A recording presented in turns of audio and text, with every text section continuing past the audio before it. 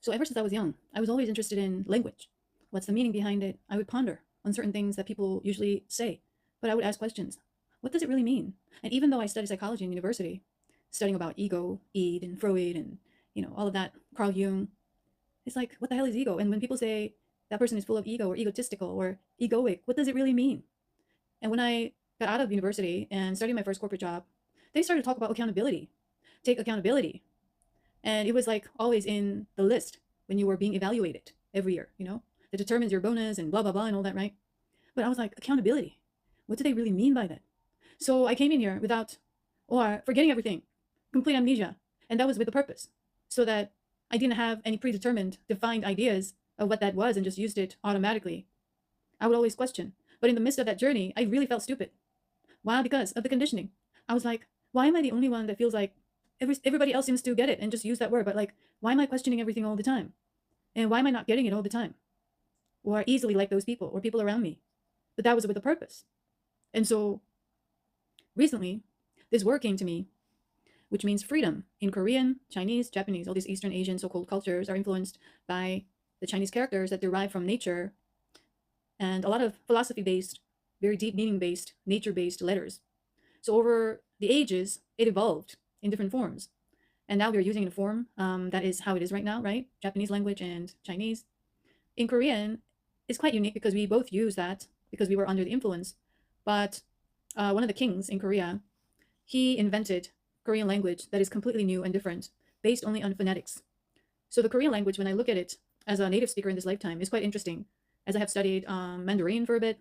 Japanese, not so much, but it's very similar to certain Korean letters or words or Chinese letters, is that there's so much different ways, or so many different ways to express oneself with the phonetics, like all these subtle emotions and how things are, or how to describe certain sounds in comparison to certain other languages like English or German or French or Latin-based so-called languages.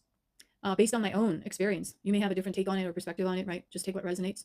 So this comparison is not to be made to make something more important or less important, but just to kind of analyze a little bit, recognize the differences or unique aspects of it. So that was the intention in my approach to it. And that word, freedom, in Korean we say 자유. In Japanese, it says, it's pronounced 지유. And in Chinese, it's 自由. And it has the same Chinese character.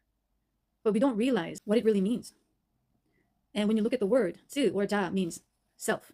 And you in Korean, or you or yo is pronounced differently in Chinese, means deriving from. So the freedom means deriving from yourself, derived from yourself. So in a way, that's what accountability means. You are.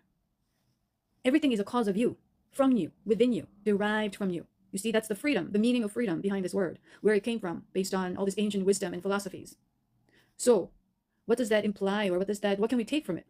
Well, if you take, let's say, you are in the situation right now, and you get triggered, you get defensive, and then you start to immediately get angry, and in that moment, what is happening? The person who made you feel angry was the other. So who's to blame now for this feeling angry, frustrated, irritated now that you feel on a physical level? All of a sudden, you were singing before, now you can't go back to singing anymore. Your feelings are ruined. Your emotions ruined instantly by how the other person was. So now you become a victim, because who have done you harm? That other person. So who's responsible for this anger that I'm feeling? The other person. You see, that is a victimized state that we go into unconsciously over and over and over when we are not in consciousness or aware or taking a moment to observe.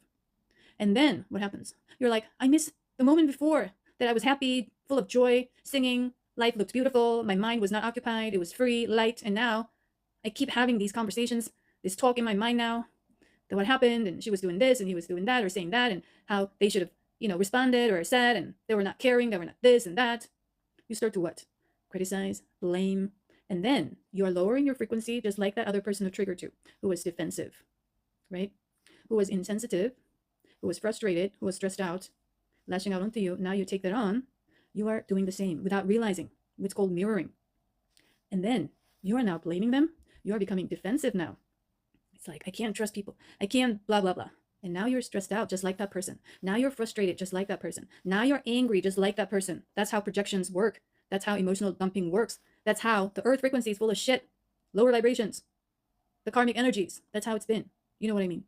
going around and round and round, and they pretend it's not mine. It's not mine. I'm not responsible for that. It's the other person who made me feel this way.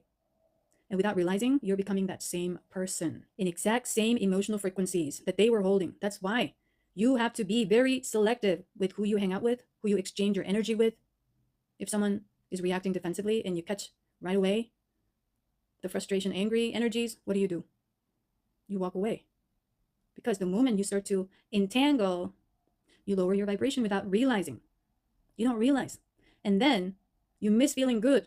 So you're trying to, okay, let's just forget about it and refresh and freshen up the air, and let's just watch some funny TV shows and blah, blah, blah, and just have some laughs and forget about it. That's how we go about.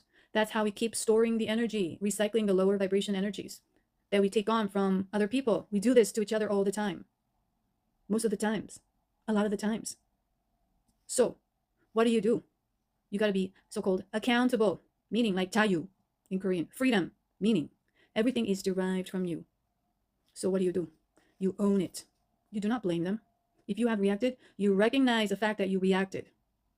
And now you are able to see, I'm having all these narratives in my mind. Now that I see I'm blaming them, and I'm becoming defensive. And what's wrong with that? It's blocking my heart. It's creating distrust. No love, but full of fear. You see what I mean? So what do you do in that moment when you're aware and owning it? You are freed. That person's energy that was projected onto you, that made you react, no longer can stay with you. They can't dump it onto you. They have to own it. They have to take it back. You know what I mean? So what do? You don't fear them. You're not angry with them. You know what I mean? When you get angry, that means you're afraid of something. In protection, you're going into the fight mode. That's why you get charged up. You know what I mean? So now you're like, I'm sending love. I'm sending love. Because I'm not fucking afraid. And you see the pain in them. But you're not going to try to heal them. You're not trying to fix them, or you're not trying to like give them love and be there for them. No. But just energetically, you recognize the compassion in you. They recognize the pain in you, the pain in others. And you're like, oh, I see that person in pain. That person is full of fucking pain. And you can just say, I hope that they find their own healing. But it's not your job to fix them, or to give them more love, or to do this, meaning save them. You know what I mean? Because you gotta fucking own your own karma in order to what? Get out of reincarnation cycle. So you don't come back here playing the same shit over and over. The goal, in a way, in human language, is to not fucking come back and reincarnate, but to go back to spirit. And you may go do some other missions or other whatever. But you know what I mean? That's why we are here on Earth in 2026. And that's why you chose to reincarnate and live on in the year of 2026. Why? Because the Earth, Gaia, chose to ascend, raise vibrations. And if you align, you can transmute all karma. You don't have to reincarnate anymore. That's the fucking game. So that's how you transform fear with love. You got to go through these processes and not just affirm or obsess over affirmations to condition your mind. You got to really process it. Then naturally you will feel that compassion within you, where you can free yourself from fear with love, that we call compassion, empathy, whatever it is, that we call forgiveness. Because you don't blame them. No, you own it. That's where your freedom lies. 자유 in Korean, Chinese, 지요, Japanese, 지유, whatever, you know, all these different sounds. But the meaning, the root of it, freedom is derived from you, within the self.